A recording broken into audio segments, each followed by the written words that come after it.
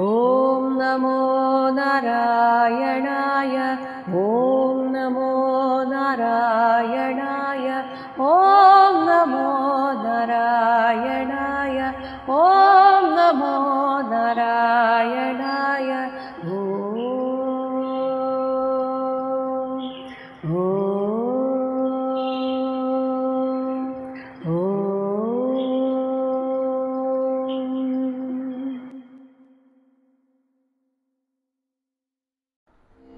നവവർഷങ്ങളിലെ സ്തുതികൾക്ക് ശേഷം ഈ 9 വർഷങ്ങളിലും വച്ച് ഏറ്റവും ശ്രേഷ്ഠമെന്ന് ഋഷിമാർ പാടിപ്പുകഴ്ത്തുന്ന ഭാരതവർഷത്തിൻ്റെ മാഹാത്മ്യമാണ് ഇനി പറയാൻ പോകുന്നത്.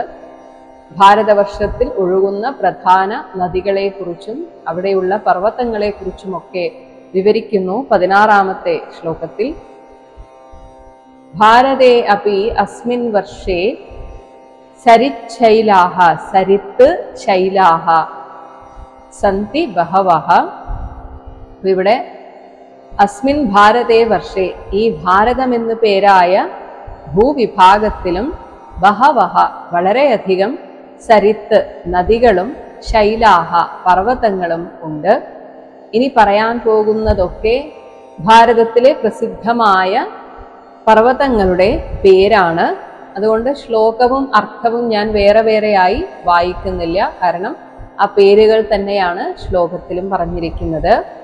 മലയഃ, മലയപർവ്വതം, മംഗളപ്രസ്ഥം, മൈനാകം, ത്രികൂടം, ഋഷഭഗിരി, കുടകമല, കൊല്ലഗാദ്രി, സഹ്യൻ, ദേവഗിരി, ഋഷ്യമൂകം, ശ്രീശൈലം, വെങ്കടാചലം, മഹേന്ദ്രം, വാരിധാരം, വിന്ധ്യൻ, ശുക്തിമാൻ, ഋക്ഷഗിരി, പാരിയാത്രൻ, ദ്രോണം, ചിത്രകൂടം, ഗോവർദ്ധനം, രൈവതകം, കകുഭം, നീലഗിരി, ഗോകാമുഖം, ഇന്ദ്രകീലം, കാമഗിരി എന്നിവയാണ് ഇവയുടെ പേരുകൾ. ഇതിച്ച എന്ന് വെച്ചാൽ ഇവയൊക്കെയാണ് ആ ശൈലങ്ങളുടെ പർവ്വതങ്ങളുടെ പേരുകൾ. ഇനി പറയുന്നു അന്യേച്ച ശതസഹസ്രശഃ. ഈ പറഞ്ഞത് വളരെ പ്രധാനപ്പെട്ട ഏതാനും പർവ്വതങ്ങളാണ്. വേറെയും 100 കണക്കിന് 1000കണക്കിലും ശൈലാഹ സന്തി പർവ്വതങ്ങളുണ്ട്.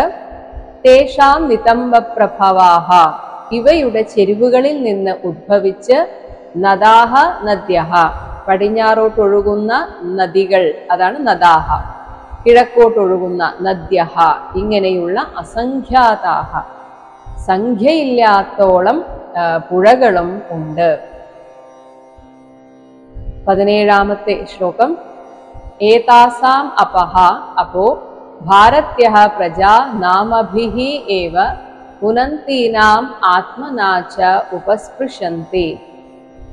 നാമഭിഃ ഏവ പുനന്തീനാം, പേര് കേൾക്കുമ്പോൾ തന്നെ, പേര് പറഞ്ഞാൽ തന്നെ അവനവനെ ശുദ്ധീകരിക്കുന്ന, ഇപ്പോൾ ഈ പറഞ്ഞ പർവ്വതങ്ങളിൽ നിന്ന് ഒഴുകി വരുന്ന ഏതാസാം അപഹ, ഈ നദികളുടെ ജലം, ഭാരത്യഃ പ്രജാഹ, ഭാരതവാസികളായ ജനങ്ങൾ, ആത്മനാച്ച ഉപസ്പൃശന്തി, അവരുടെ നിത്യകാര്യങ്ങൾക്കൊക്കെ തന്നെ, സ്നാനാദി കാര്യങ്ങൾക്കൊക്കെ ഉപയോഗിക്കുന്നു എന്ന് പറയുമ്പോൾ, നിത്യവും ഈ ഇത്രയും പുണ്യകരമായ നദികളിലെ വെള്ളമാണ് നമ്മുടെ ആവശ്യങ്ങൾക്ക് ഉപയോഗിക്കുന്നത് എന്ന് പറയുമ്പോൾ തന്നെ എത്ര ശുദ്ധരാണ് ഭാരതീയർ എന്ന് മനസ്സിലാക്കണം. ഇത് ഇന്നത്തെ കാര്യമാണെന്ന് പറയാൻ സാധിക്കില്ല, കാരണം നമുക്ക് ഇന്ന് വെള്ളം കിട്ടുന്നത് നമ്മുടെയൊക്കെ കിണറുകളിൽ നിന്നാണ്. പക്ഷേ അപ്പോഴും പറയുന്നത് ആ കിണറിലെ വെള്ളമാകട്ടെ, ഇനി പൈപ്പിൽ നിന്ന് എടുക്കുന്ന വെള്ളമാകട്ടെ, അത് മുമ്പൊരു ശ്ലോകം ഞാൻ പറഞ്ഞു തന്നിട്ടുണ്ടായിരുന്നു. ഗംഗേച്ച യമുനേ ചൈവ ഗോദാവരി സരസ്വതി നർമ്മദേ സിന്ധു കാവേരി ജലേസ്മിൻ സന്നിധിം കുരു. ഇങ്ങനെ ഒരു സങ്കല്പത്തോടെ ഈ പുണ്യ നദികളൊക്കെ എൻ്റെ കയ്യിലിരിക്കുന്ന, അല്ലെങ്കിൽ ഈ ബക്കറ്റിലിരിക്കുന്ന വെള്ളത്തിൽ സാന്നിധ്യം അറിയിക്കുന്നു എന്ന് സങ്കല്പിച്ചുകൊണ്ട് നമ്മൾ കുളിക്കുകയാണെങ്കിൽ, അല്ലെങ്കിൽ ഉപയോഗിക്കുകയാണെങ്കിൽ, ആ ജലം പവിത്രമാകുമെന്നാണ് പറയുന്നത്. ഇനി 18-ാമത്തെ ശ്ലോകത്തിൽ പ്രധാനപ്പെട്ട നദികളുടെ പേര് പറയുകയാണ്. അതും ശ്ലോകം ഞാൻ പ്രത്യേകം വായിക്കുന്നില്ല, എല്ലാം നദികളുടെ പേരാണ്. ചന്ദ്രവശ താമ്രപർണി അപടോദ കൃതമാല വൈഹായസി കാവേരി വേണി ഭീമരതി ഗോദാവരി നിർവിന്ധ്യ പയോഷ്ണി താപി രേവ സുരസ നർമ്മദ ചർമ്മണ്വതി സിന്ധു മഹാനദി വേദസ്മൃതി ഋഷികുല്യ ത്രിസാമ കൗശികി മന്ദാകിനി യമുന സരസ്വതി ദൃഷദ്വതി ഗോമതി സരയു രോധസ്വതി സപ്തവതി സുഷോമ ശതദ്രു ചന്ദ്രഭാഗ മരുദ്വൃത വിതസ്ത അസിഗ്നി. ഇങ്ങനെയുള്ളത് നദികൾ കിഴക്കോട്ടൊഴുകുന്നത്. ഇനി അന്ധം ശോണം എന്നിവ നദങ്ങൾ പടിഞ്ഞാറോട്ട് ഒഴുകുന്നത്. ഇവയൊക്കെ ഭാരതത്തിലൂടെ ഒഴുകുന്ന പുണ്യനദികളാണ്. 19ാമത്തെ ശ്ലോകം.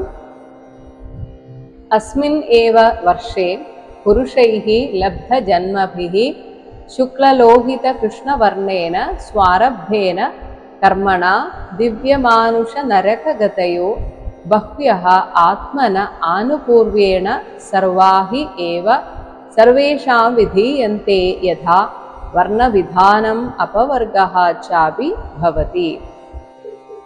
അസ്മിൻ ഏവ വർഷേ, ഈ ഭാരതവർഷത്തിൽ ലബ്ധജന്മഭിഃ പുരുഷൈഃ, ജന്മം സിദ്ധിച്ച ജനങ്ങളാൽ ശുക്ലലോഹിത കൃഷ്ണവർണ്ണേന, വെളുപ്പ് ചുവപ്പ് കറുപ്പ് ഇവയൊക്കെ സാത്വിക രാജസിക താമസിക ഗുണങ്ങളെ പ്രതിനിധീകരിക്കുന്നതാണ്.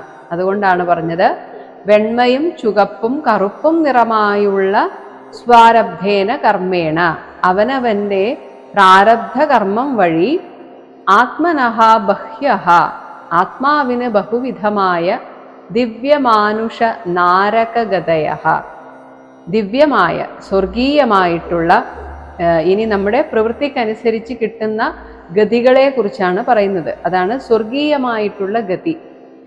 എല്ലാ അർത്ഥത്തിലും പുണ്യ പ്രവൃത്തികൾ ചെയ്യുന്നവർ സ്വർഗലോകത്തെ പ്രാപിക്കുന്നു.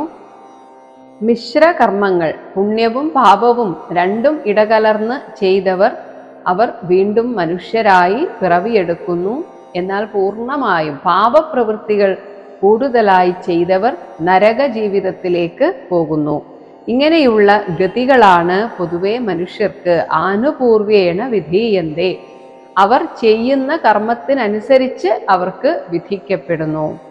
സർവാഹ ഏവ, എല്ലാ അനുഭവങ്ങളും തന്നെ സർവേഷാം, അവരവരുടെ കർമ്മമനുസരിച്ച് ഉണ്ടായി വരുന്നു എന്നതിനാൽ, അതായത് കർമ്മം മാത്രമാണ് നമ്മുടെ കർമ്മഫലങ്ങൾക്ക് ആധാരം. അല്ലാതെ നിങ്ങൾ ഏത് കുലത്തിൽ ജനിച്ചു എന്നോ നിങ്ങൾ ഏത് ഗുണത്തിൽ ജനിച്ചു എന്നോ ഒന്നും വിഷയമല്ല.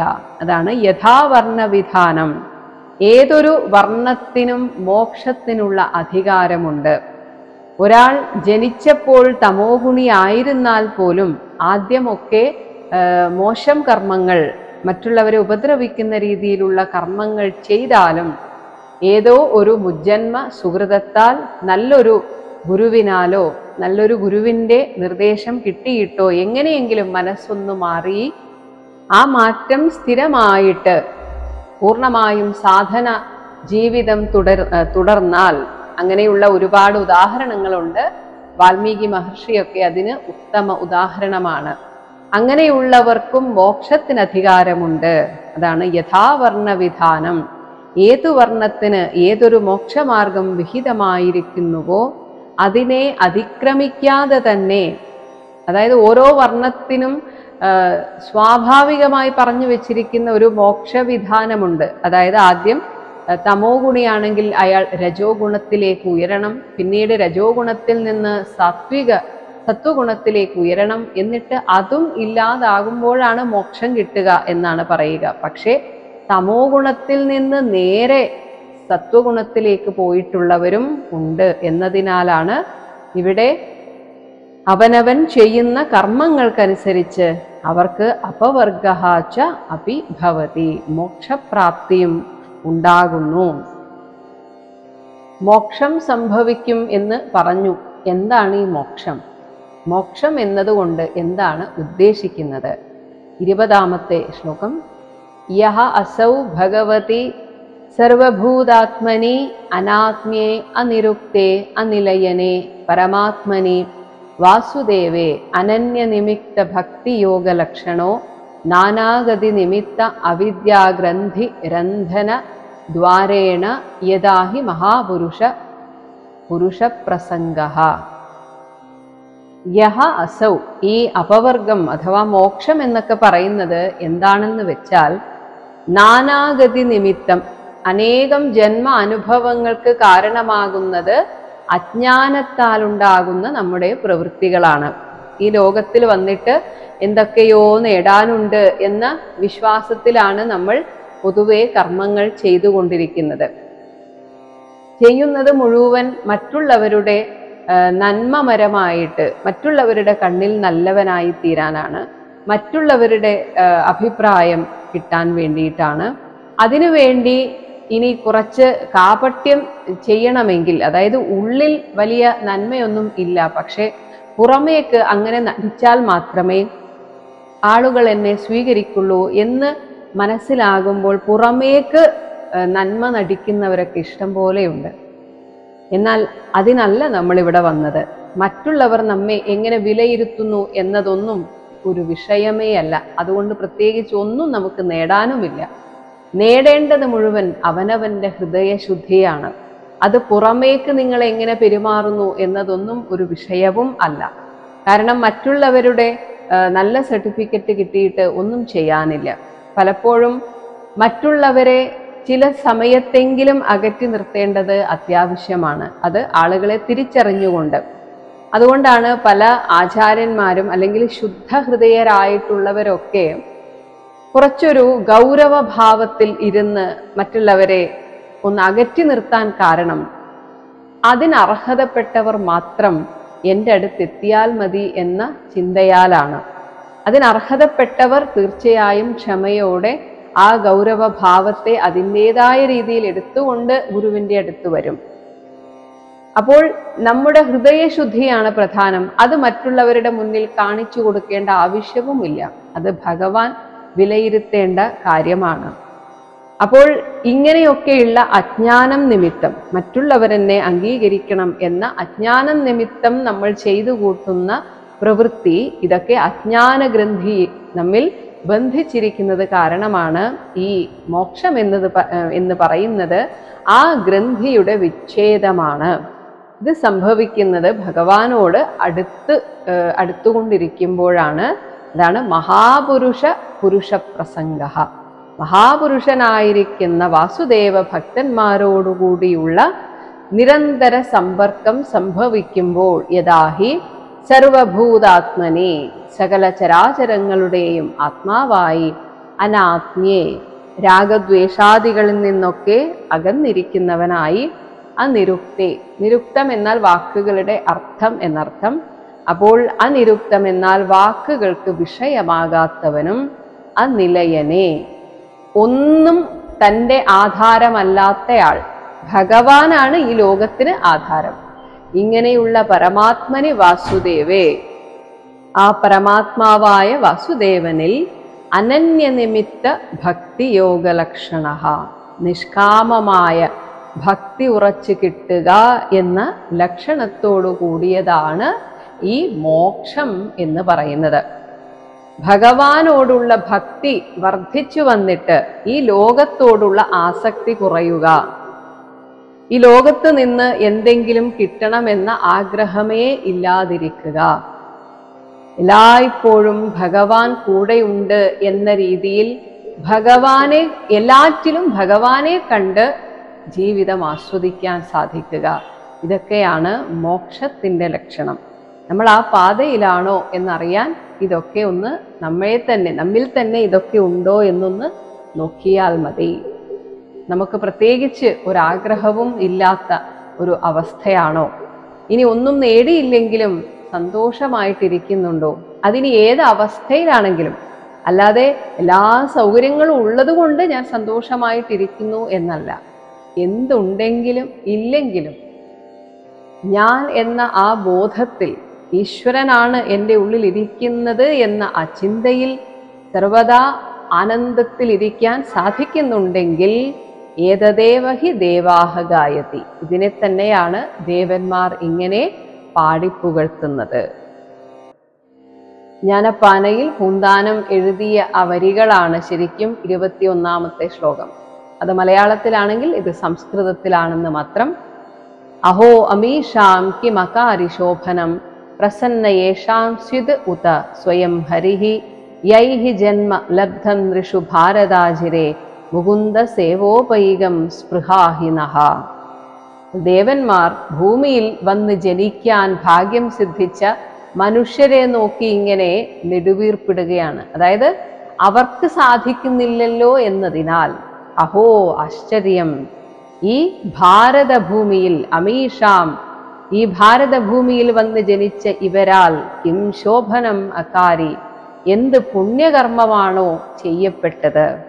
ഉദസ്വിത്, ഒരു പക്ഷേ ഏഷാം, ഇവർക്ക് നേരെ ഹരിഹി, ഭഗവാൻ സ്വയം പ്രസന്നഃ, തനിയെ പ്രസന്നനായതാണോ. അതായത് ഒരു കർമ്മവും പുണ്യകർമ്മവും ചെയ്യാതെ ഭഗവാൻ എന്തോ കാരണത്താൽ വെറുതെ അങ്ങ് പ്രസന്നനായിട്ട് ഇവരൊക്കെ ഭാരതവർഷത്തിൽ വന്ന് ജനിച്ചതാണോ. എന്തായാലും യൈഹി, യാതൊരുവരാൽ, ഭാരതാജിരേ, ഭാരതഭൂമിയിൽ എങ്ങനെ ജീവിക്കുന്നവരെ കുറിച്ചാണ് ആലോചിച്ച് അവർക്ക് അസൂയ. മുകുന്ദ സേവോപൈകം, ഭഗവാനെ സേവിപ്പാൻ ഉതകും പ്രകാരത്തിലുള്ള നൃഷുജന്മ ലബ്ധം, മനുഷ്യജന്മം ആർക്ക് ലഭിച്ചിരിക്കുന്നുവോ അവരെ കുറിച്ച് നഹി, ഈ ദേവന്മാരായ ഞങ്ങൾക്ക് പോലും സ്പൃഹ, അസൂയ തോന്നിപ്പോകുന്നു. എന്തൊരു ഭാഗ്യം ചെയ്തവരാണ് നിങ്ങൾ എന്ന് ദേവന്മാർ ഭാരതത്തിലെ എല്ലായ്പ്പോഴും ഭഗവാനിൽ മാത്രം മനസ്സ് വെച്ചിരിക്കുന്നവരുടെ കാര്യത്തിൽ ഇപ്രകാരം ചിന്തിച്ച് അസൂയ കൊള്ളുന്നു. എന്തൊരു ഭാഗ്യം ചെയ്തവരാണ് ദൈവമേ, ഭഗവാൻ അവരിൽ എത്രമാത്രം കാരുണ്യമുള്ളവനാണ്. അതുകൊണ്ടാണല്ലോ ഈ ഭാരതവർഷത്തിൽ ഇവർ വന്ന് ജനിച്ചത്. ജനിച്ചിട്ട് വെറുതെ ഇരിക്കുകയല്ല, സദാസമയവും ഭഗവാന്റെ പാതാരവിന്ദങ്ങളെ സ്മരിച്ചു കൊണ്ടിരിക്കുന്നുവല്ലോ. ദേവലോകം എന്ന് പറയുന്നത് സദാ സന്തുഷ്ടമായ ഒരു ലോകമാണ്. ശരിക്കും ഒരു വേണമെങ്കിൽ 5 സ്റ്റാർ ഹോട്ടൽ പോലെ എന്നൊക്കെ പറയാം. അവിടെ എങ്ങനെയാണോ ആളുകൾ സന്തോഷിക്കാൻ വേണ്ടി എന്തൊക്കെയോ ചെയ്തു കൂട്ടുന്നത്, അതാണത്രേ ദേവലോകം. അതുകൊണ്ടാണ് പറയുന്നത് 22ാമത്തെ ശ്ലോകം, കിം ദുഷ്കരൈഹി നഹ ക്രതുഭിഹി തപോവ്രതൈഹി ദാനാദിഭിഹി വാ ദ്വിജയേന ഫൽഗുന നയത്ര നാരായണ പാദ പങ്കജ സ്മൃതിഹി പ്രമൃഷ്ട അതിശയ ഇന്ദ്രിയോത്സവാത്. ദേവന്മാർ സ്വയം പറയുകയാണ്, നഹ, ഞങ്ങളുടെ ദുഷ്കരൈഹി, വളരെ പ്രയാസപ്പെട്ട് ഞങ്ങൾ ചെയ്യുന്ന ക്രതുഭിഹി, യജ്ഞങ്ങൾ കൊണ്ടോ, തപോവ്രതൈഹി, തപസ്, വ്രതം എന്നിവ കൊണ്ടോ, ദാനാദിഭിഹി വ, ദാനം മുതലായവ കൊണ്ടോ, ഇങ്ങനെയൊക്കെയാണ് പലർക്കും സ്വർഗലോകം ലഭിക്കുന്നത്. ഇങ്ങനെ സാധിച്ചു എങ്കിൽ പോലും അത് സാധിക്കുമെന്ന ചിന്തയിൽ സ്വർഗത്തെന്തോ കിട്ടുമെന്ന് വിചാരിച്ചാണ് ഇതൊക്കെ ചെയ്തത്. പക്ഷേ ഇവിടെ വന്നപ്പോഴാണ് മനസ്സിലായത്, ഫൽഗുന, തുച്ഛമാണ് ഈ സ്വർലോക സന്തോഷം. ദ്വിജയേന, ഈ സ്വർലോക ലബ്ധിയാൽ കിം, എന്ത് ഫലമാണുള്ളത്. എന്തുകൊണ്ടെന്നാൽ യത്ര, ഇവിടെ നാരായണ പാദപങ്കജ സ്മൃതിഹി ന, ഭഗവാനെ സദാ സ്മരിക്കുക എന്ന ഒരു പ്രവൃത്തി ഇവിടെ ഇല്ല. കാരണം അതിൻ്റെ ആവശ്യം വരുന്നില്ല. ദുഃഖങ്ങളും ദുരിതങ്ങളും പ്രശ്നങ്ങളും ഒക്കെ വരുമ്പോഴാണല്ലോ, അല്ലെങ്കിൽ എന്തെങ്കിലും വന്നാലോ എന്നൊക്കെ വിചാരിച്ചാണ് ഭൂമിയിൽ മനുഷ്യർ ഭഗവാനെ ആശ്രയിക്കുന്നത്. അത് പിന്നീട് പലർക്കും ഒരു രുചിയായിട്ട് ലഹരിയായി മാറുന്നു. അതിന് അത്രയധികം ഭാഗ്യം ചെയ്യണം. എങ്കിൽ പോലും ആദ്യമൊക്കെ നമ്മുടെ ഓരോരോ കാര്യങ്ങൾ പറഞ്ഞുകൊണ്ടാണ് പലരും ഭഗവാനെ വിളിക്കുന്നത്. അങ്ങനെയെങ്കിലും വിളിക്കാൻ സാധിക്കുന്നുണ്ടെങ്കിൽ അത് ഭൂമിയിലെ കഷ്ടപ്പാട് കൊണ്ടാണ്. എന്നാൽ ദേവന്മാർക്ക് അങ്ങനെ ഒരു കഷ്ടപ്പാടേ ഇല്ല. കഷ്ടപ്പാടില്ലാത്തവർ എന്തിനാണ് ഭഗവാനെ വിളിക്കുന്നത്? എല്ലാം വളരെ ഭംഗിയായി നടന്നു പോകുമ്പോൾ പിന്നെ ഭഗവാന്റെ ആവശ്യം വരുന്നില്ല. അതുകൊണ്ടാണ് ദേവലോകത്തുള്ളവർ ഭഗവാനെ കുറിച്ച് ചിന്തിക്കുകയേ ചെയ്യാത്തത്. ഇനി ചിന്തിക്കുന്നുണ്ടെങ്കിൽ തന്നെ വല്ലപ്പോഴും അസുരന്മാർ വന്ന് ആക്രമിക്കുമ്പോഴാണ്. എന്തുകൊണ്ടാണ് അവിടെയുള്ളവർ ഭഗവാനെ സ്മരിക്കാത്തത്? അതിശയ ഇന്ദ്രിയോത്സവാത്. ഇന്ദ്രിയങ്ങൾക്ക് സുഖം തരുന്ന കാര്യങ്ങൾ മാത്രമാണ് അവിടെ സംഭവിക്കുന്നത്. അങ്ങനെ അതിരറ്റ ഇന്ദ്രിയ തർപ്പണം മൂലം ഇന്ദ്രിയങ്ങളെ സുഖിപ്പിക്കാനുള്ള ആ ഒരു തത്രപ്പാട് കാരണം പ്രമൃഷ്ട, ഭഗവാനിലുള്ള ആ സ്മൃതി ഞങ്ങൾക്ക് നഷ്ടമായിരിക്കുന്നു. പക്ഷെ ഭൂമിയിലുള്ളവർക്ക്, പ്രത്യേകിച്ച് ഭാരതത്തിലുള്ളവർക്ക് അത് സദാ ലഭ്യമാണ്. കാരണം അവരുടെ ജീവിതം അങ്ങനെയാണ്. അതുകൊണ്ട് കഷ്ടപ്പാടിനെ ഒരിക്കലും നമ്മൾ കുറ്റപ്പെടുത്തേണ്ട ആവശ്യമില്ല. അങ്ങനെയൊക്കെ വരുമ്പോഴാണ് ഭഗവാന്റെ ഒരു സഹായം കിട്ടിയില്ലെങ്കിൽ ശരിയാകില്ല എന്ന് നമുക്ക് മനസ്സിലാകുന്നത്. അങ്ങനെ മനസ്സിലാക്കുമ്പോഴേ ഭഗവാനെ വിളിക്കുള്ളൂ. ഭഗവാനെ വിളിച്ചു തുടങ്ങുമ്പോൾ ഭഗവാനിലുള്ള ആ വിശ്വാസം വർദ്ധിപ്പിക്കുന്ന രീതിയിൽ ഭഗവാൻ തന്നെ എന്തെങ്കിലുമൊക്കെ അത്ഭുതങ്ങൾ നമ്മുടെ ജീവിതത്തിൽ പ്രവർത്തിക്കും. അങ്ങനെ പ്രവർത്തിക്കുമ്പോൾ ഭഗവാനിലുള്ള രുചി വർദ്ധിക്കും. ഹരേ രാമ ഹരേ രാമ ഹരേ രാമ രാമ ഹരേ കൃഷ്ണ ഹരേ കൃഷ്ണ കൃഷ്ണ ഹരേ രാമ ഹരേ രാമ ഹരേ രാമ രാമ ഹരേ കൃഷ്ണ കൃഷ്ണ ഹരേ രാമ രാമ ഹരേ കൃഷ്ണ കൃഷ്ണ ഹരേ രാമ രാമ ഹരേ കൃഷ്ണ കൃഷ്ണ.